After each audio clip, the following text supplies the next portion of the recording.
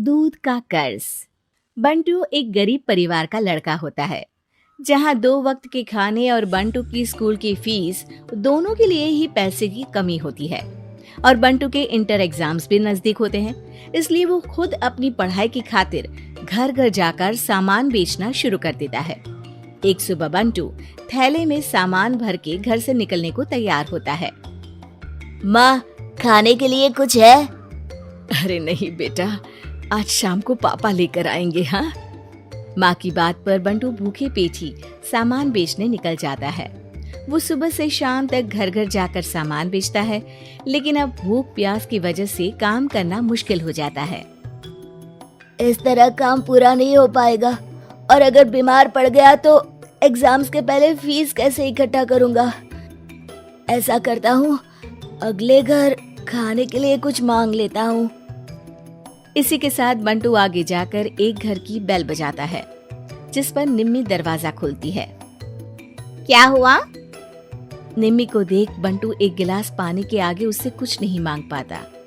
निम्मी उसे दरवाजा पर खड़ा छोड़ घर के अंदर चली जाती है और कुछ देर में एक बड़ा गिलास दूध लेकर बाहर आती है। ये देखकर बंटू हैरान रह जाता है। ये लो। पर मैंने तो पानी मांगा था। देखने से साफ पता चल रहा है कि तुम्हें भूख लगी है। इससे तुम्हें आगे काम करने की ताकत मिलेगी बेटा, पी लो। बंटू दूध पी लेता है। इसके लिए मैं आपको क्या दे सकता हूँ? तुम्हें मुझे कुछ देने की जरूरत नहीं है। माँ ने हमेशा सिखाया है कि इंसानियत की कोई कीमत नहीं होती। निम्मी की बात बंटू के दिल में घर कर लेती है। वो वहां से चला तो जाता है, लेकिन ये बात हमेशा के लिए याद रखता है। रात को घर पहुंचकर बंटू पैसों की गिनती शुरू कर देता है। स्कूल की फीस भरने के लिए तो ये पैसे बहुत ही कम है।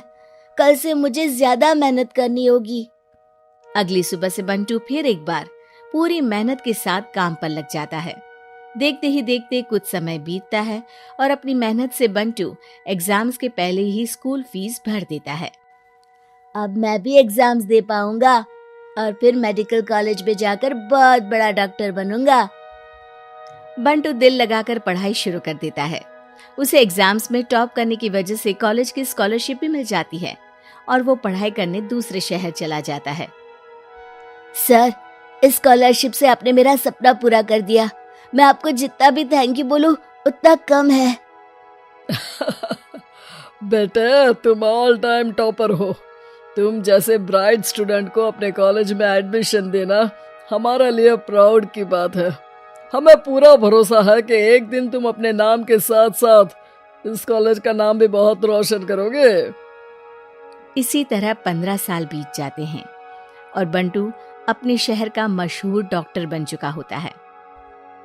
डॉक्टर, एक लेडी का कॉम्प्लिकेटेड केस आया है, जिस पर स्टडी करने के लिए सीनियर डॉक्टर ने सबको मीटिंग रूम में बुलाया है। केस की डिटेल्स क्या है? बंटू के पूछने पर नर्स उसे लेडी की सारी डिटेल्स बताती है, जिस पर बंटू उसके शहर का नाम सुनते ही चौंक कर भागता हुआ उसके कमरे में पहुंच जाता है, जहां वो निम्मी को देखते ही पहचान लेता है। उसके पीछे पीछे नर्स भी वहां पहुंच जाती है। नर्स, इनकी सारी रिपोर्ट्स मुझे अभी चाहिए और अब से इनका केस मैं ही हैंडल करूंगा। पर डॉक्टर, ये केस बहुत कॉम्प्लिकेटेड है। आज तक कोई भी डॉक्टर इनकी बीमारी तक नहीं पहचान पाया और दूसरे शहर वालों ने तो इनके बचने की उम्मीद ही छोड़ दी थी। तुम्हें आगे कुछ भी बोलने की जरूरत नहीं है। मैंने जो कहा बस वही करो।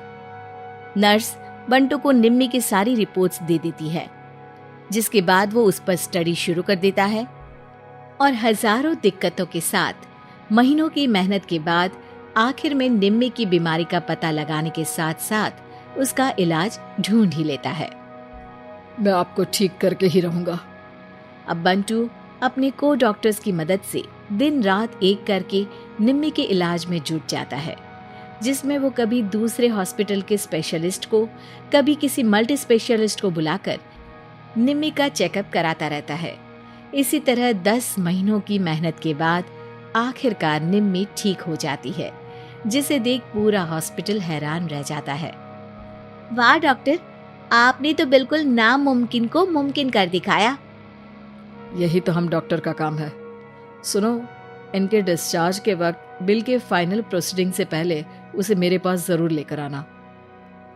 कुछ ही हफ्तों में निम्मी के डिस्चार्ज होने का वक्त भी आ जाता है। निम्मी नर्स से बिल के बारे में पूछती है। पेपर सारे तैयार हैं, आप तैयार हो जाइए, तब तक मैं बिल की कॉपी भिजवाती हूँ। नर्स बिल लेकर पहले बंटू के पास जाती है, जिस पर वो बिल देखकर उस पर कुछ लिखता है और नर्स को वापस कर देता है।